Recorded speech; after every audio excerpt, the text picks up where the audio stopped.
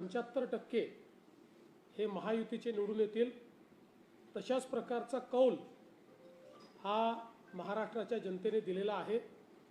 आणि विशेषतः भारतीय जनता पार्टी हाच पहिल्या क्रमांकाचा पक्ष आहे हे देखील पुन्हा एकदा या ठिकाणी अधोरेखित झालेला आहे। आतापर्यंत माझ्या हाती जे निकाल आहेत त्याच्यामध्ये जवळपास 129 नगराध्यक्ष हे भारतीय जनता पक्षाचे निवडून आलेले आहेत। आणि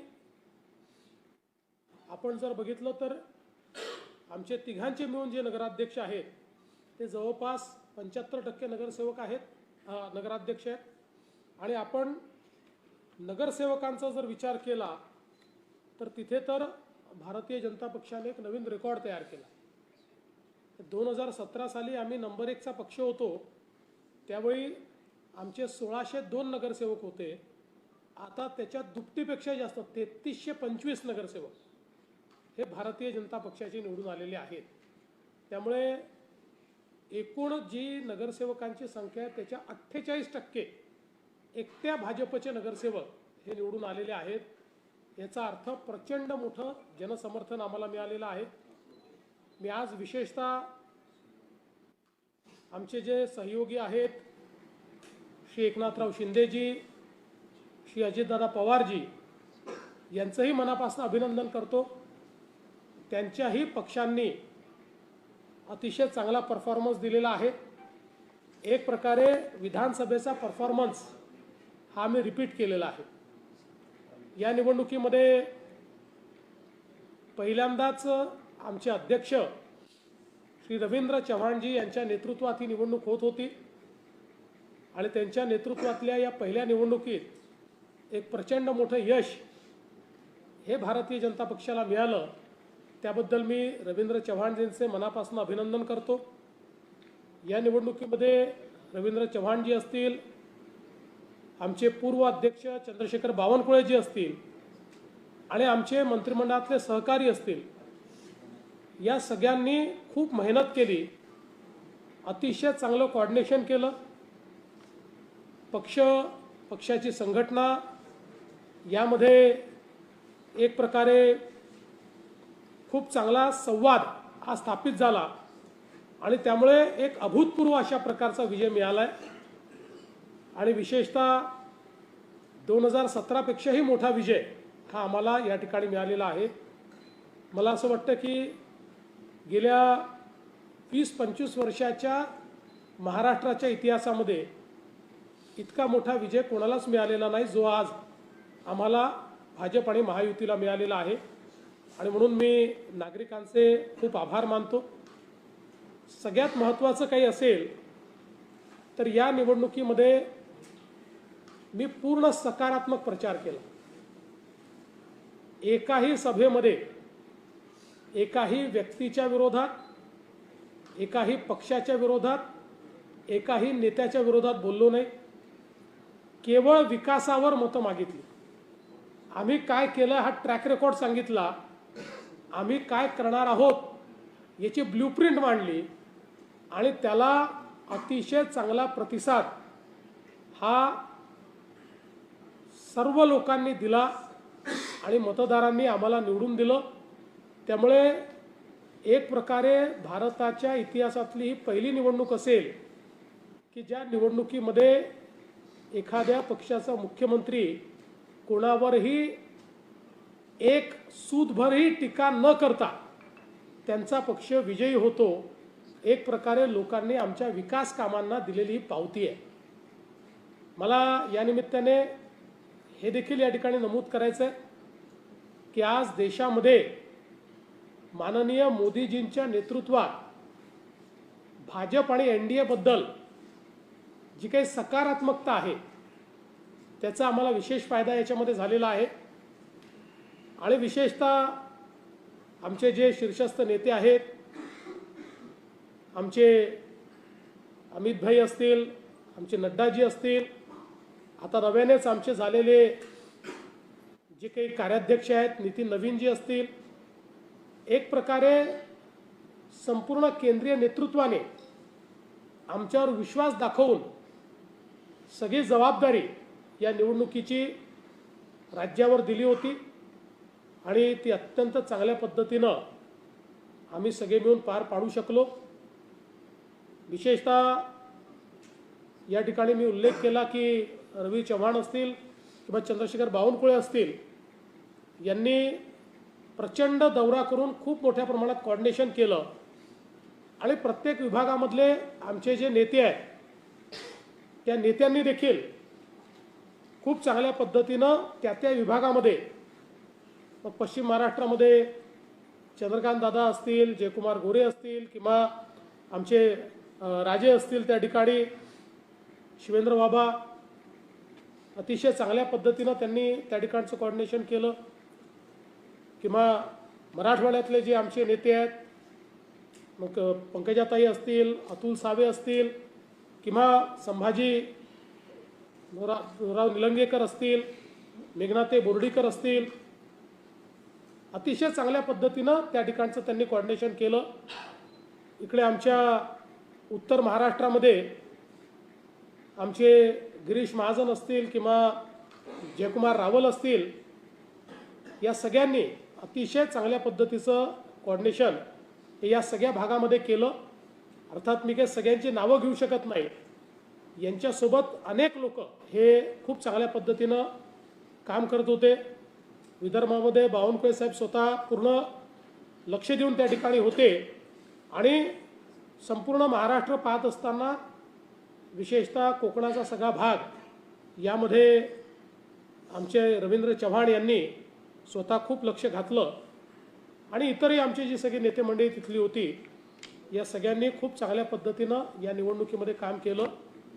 विशेषतः सगळ्या मंत्र्यांना आम्ही जी जबाबदारी दिली होती ती जबाबदारी त्यांनी चांगल्या पद्धतीनं या ठिकाणी पार पडली आणि म्हणून एक टीम एफर्ट हा या ठिकाणी आम्हाला पाहायला मिळाला। संघटना आणि मंत्रिमंडळ असे सगळे लोक टीम एफर्ट म्हणून त्या ठिकाणी काम करत होते।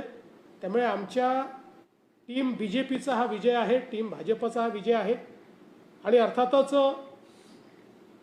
आता ही निवडणूक झाल्यानंतर पुढच्या काळामध्ये या सगळ्या शहरातल्या लोकांनी जो विश्वास आमच्यावर दाखवलेला आहे त्यांच्या विश्वासाला सार्थ अशा प्रकारचं विकासाचं कार्य हे निश्चितपणे आम्ही त्या ठिकाणी करून दाखवू आणि ही शहरं बदलली पाहिजेत, या शहरात चांगला विकास झाला पाहिजे अशा प्रकारचा आमचा प्रयत्न हा पुढच्या काळामध्ये मोठ्या प्रमाणात आपल्याला पाहायला मिळेल। साधारणपणे भाजप हा शहरी भागातला पक्ष अशी भाजपची ओळख आहे। या निवडणुकीत अभूतपूर्व यश मिळताना ग्रामीण भागामध्ये हे सगळे यश मिळालेलं आहे, त्यामुळे भाजप आता ग्रामीण लोकांचाही पक्ष होतं असं याच्यासोबत दिसतं। 2014 नंतर भाजप शहराचंही झाला आणि ग्रामीणचंही झाला। 2014 पासून कुठलीही निवडणूक तुम्ही काढा महाराष्ट्रामध्ये 14 नंतरच्या झालेल्या प्रत्येक निवडणुकीमध्ये शहर आणि गाव सगळीकडे भाजपने विजय मिळवलेला आहे, सगळीकडे मतं मिळवलेली आहेत।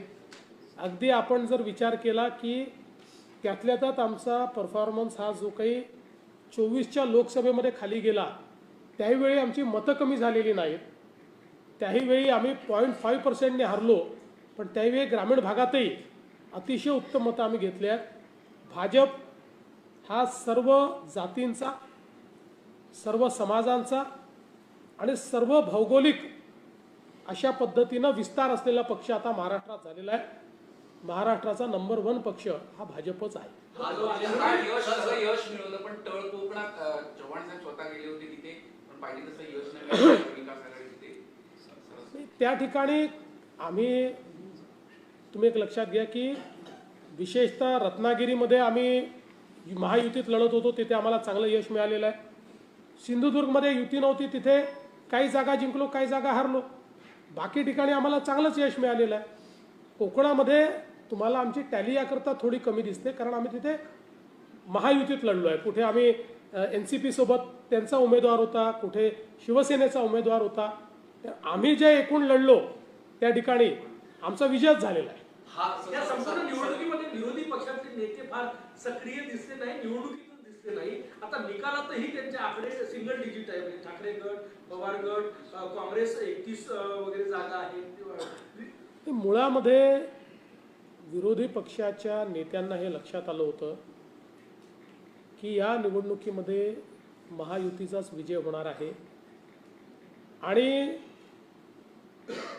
त्यामुळे ते बाहेरच पडले नाहीत किंवा कमी पडले.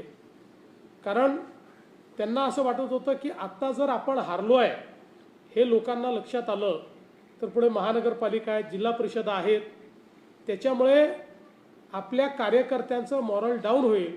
त्यामुळे आता ते हे सांगायला मोकळे आहेत की आम्ही फार सिरियसली घेतलं नाही, आम्ही त्याच्यामध्ये उतरलो नाही. पण सगळ्यात महत्त्वाचं काय, या निवडणुकांमध्ये ही कार्यकर्त्यांची निवडणूक होती. भारतीय जनता पार्टी किंवा महायुती निवडणुकीत पूर्णपणे उतरली. मी स्वतःही अगदी 10,000 मतदारसंख्येच्या गावात देखील गेलो. याचं कारण जे कार्यकर्ते विधानसभेत आणि लोकसभेत आपल्याला निवडून आणतात त्यांच्या निवडणुकीमध्ये आपण आपली प्रतिष्ठा पणाला न लावणं हा करंटेपणा आहे. हार जीत होत असते, कधी आपण जिंकतो कधी हारतो, पण त्यांच्याकडनं काम करून घ्यायचं आणि त्यांची वेळ आली की आपली प्रतिष्ठा वाचवण्याकरता पळ काढायचा. ही पद्धती काही मला तरी योग्य वाटत नाही. भाजपमध्ये आम्ही असं करत नाही.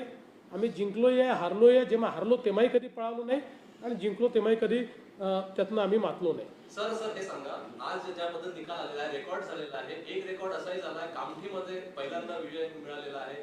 देसाईगंज असेल, आरमोरी असेल, गडचिरोली असेल, या तिन्ही म्हणजे पालकमंत्री तुम्ही जिथे आहात तिथे तिन्ही ठिकाणी क्लीन स्वीप तुम्हाला मिळालेली आहे.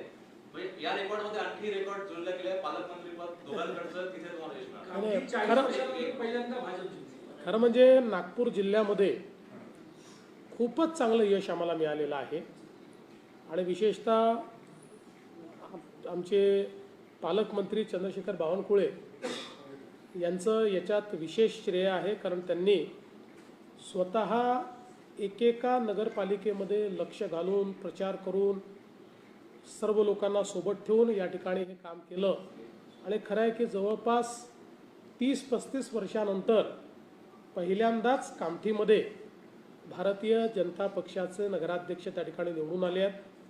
गडचिरोली जिल्ह्यातही आम्हाला खूप चांगलं यश मिळालं आहे.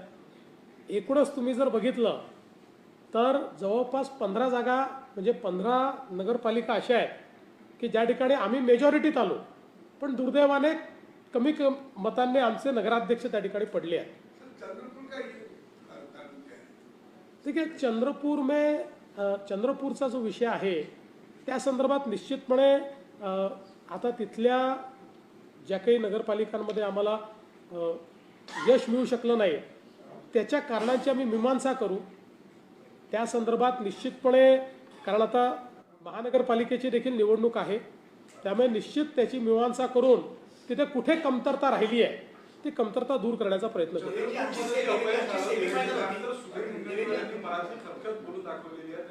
पक्षाने मला बळ दिलं नाही, काँग्रेस नेत्यांनी काँग्रेसच्या तिथे बळ दिलं आणि आमचा पक्ष शनी शिंगणापूर नंतर दुसरा असा पक्ष आहे जिथे दारं नाही, कोणीही कधी प्रवेश नाही. असं नाही आहे, पक्षाला दारं असूच नयेत. पक्षाची दारं कुठल्या समाजाकरता बंद असू नयेत, कुठल्या व्यक्तींकरता बंद असू नये. पक्ष हा बिना दाराचाच असला पाहिजे. फक्त प्रवेश देत असताना व्यक्ती योग्य आहेत की नाही, पक्षाला फायद्याचे आहेत की नाही हे आपण बघितलं पाहिजे.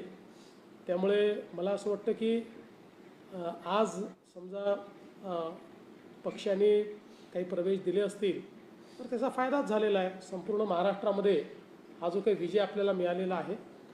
पण समजा जर सुधीर भाऊंना कुठली ताकद कमी पडली असेल तर त्याची भरपाई ही आता महानगरपालिकेच्या निवडणुकीत आम्ही देऊ. पूर्ण ताकद देऊन चंद्रपूरची महानगरपालिका आम्ही निवडून आणू. देवेंद्रजी, आजची सेमीफायनल होती असं म्हणता येईल, कारण की नगर परिषद नगरपंचायत 15 तारखेला फायनल होतं. त्याचं आकलन कसं राहणार? भाजप महायुती मला असं वाटतं की याच्यामुळे एक गोष्ट स्पष्ट झालेली आहे की जनतेच्या मनात काय आहे आणि निश्चितपणे माझं स्वतःचं आकलन आहे की आमच्या महायुतीला नगरपालिकेपेक्षाही जास्त चांगले निकाल हे महानगरपालिकेत मिळते. याहीपेक्षा चांगला परफॉर्मन्स आमचा महानगरपालिकेमध्ये असेल असा माझा विश्वास आहे. सर हे सांगा, सभा ज्या तुमच्या झाल्या होत्या, सभांमध्ये तुमच्या भाषणाचा मुख्य मुद्दा हा होता की सत्ता जर तुमची आली, पाणी पुरवठ्याच्या योजना होतील, केंद्रातून पैसे मिळतील आणि इतर ज्या गोष्टी आहेत त्या गोष्टी, पाण्यामध्ये घाण जास्त तरी मिसळली जाते ग्रामीण भागामध्ये, आरोग्य खराब होतं, तर 200 पेक्षा जास्त ठिकाणी महायुती आलेली आहे, तर सर्वसामान्यांच्या आयुष्यावर काय परिणाम त्याचा होईल? जिथे महायुती आली आहे तिथे आणि जिथे आली नाही तिथेही आम्ही हे काम करणारच आहोत.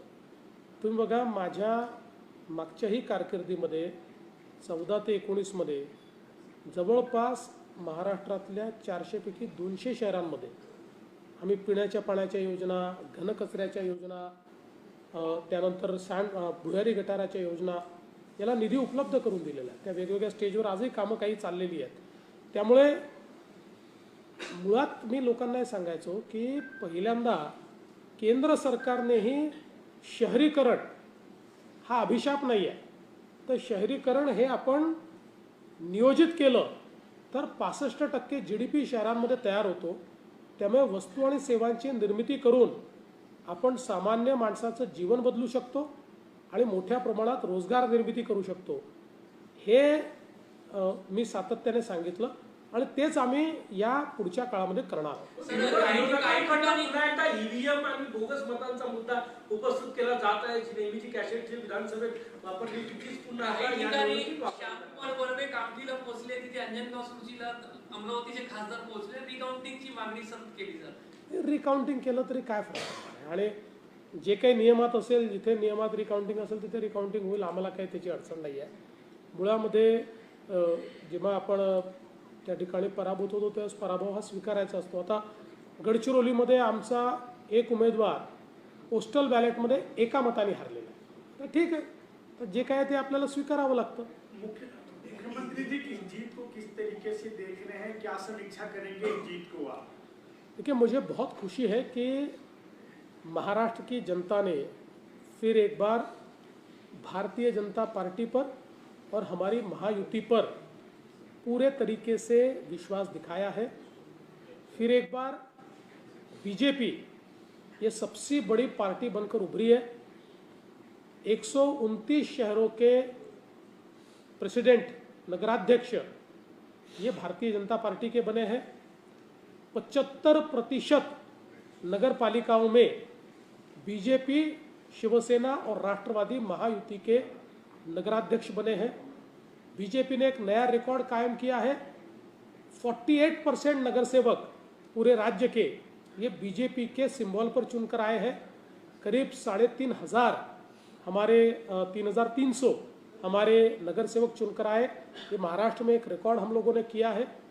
और एक प्रकार से लोगों ने महाराष्ट्र की सरकार के कामों पर और जो विकास का एजेंडा हमने लोगों के सामने रखा उस पर मोहर लगाई है.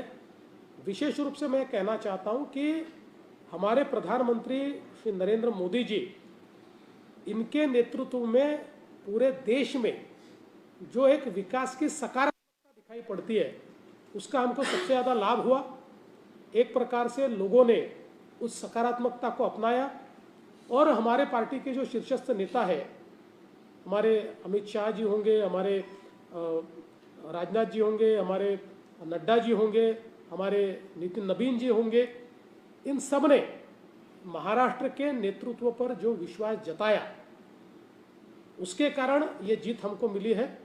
और विशेष रूप से हमारे अध्यक्ष रविंद्र चौहान जी, हमारे पूर्व अध्यक्ष बावनकुळे जी और जो पूरी हमारी टीम है, इस टीम ने एक टीम के रूप में यहाँ पर जो कार्य किया उसको इसका पूरा श्रेय जाता है. इस टीम को इसका पूरा श्रेय जाता है. मैं विशेष रूप से महाराष्ट्र की जनता को बहुत बहुत धन्यवाद देता हूँ.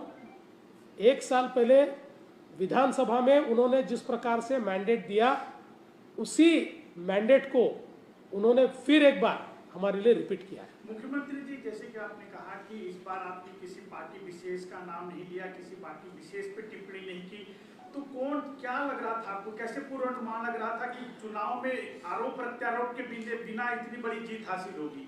देखिए, मुझे ऐसा लगता है कि एक पहला चुनाव ये ऐसा होगा कि मेरे पूरे प्रचार में मैंने किसी व्यक्ति पर टिप्पणी नहीं की, मैंने किसी पार्टी पर टीका टिप्पणी नहीं की, मैंने किसी नेता को जवाब नहीं दिया।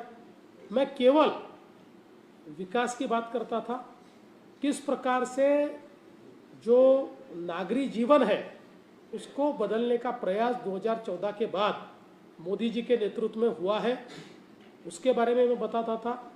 किया हुआ कार्य और आगे करने वाला प्लान, इतना ही कहकर मैं लोगों से वोट मांगता था।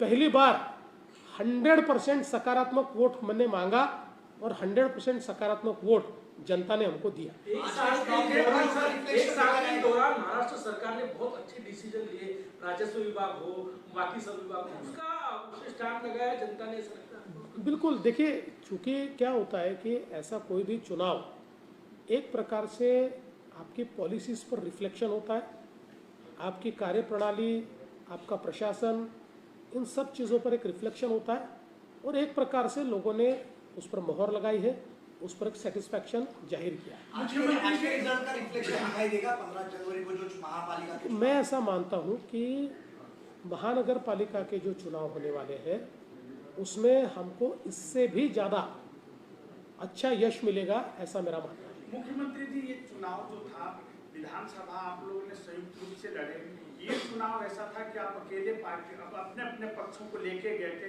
तो क्या माना जाए कि भारतीय जनता पार्टी सशक्त, जो कि लोकसभा के बाद ये पहला चुनाव देखा जा रहा है, बड़ी पैमाने पर भर के आई, किस तरीके से इसको देख रहे हैं? देखिए, इस चुनाव में हम लोगों ने तीनों पार्टियों ने मिलकर तय किया था कि जहां हम अलायंस कर सकते हैं वहाँ अलायंस करें, जहाँ नहीं कर सकते हैं वहाँ हम फ्रेंडली फाइट करें।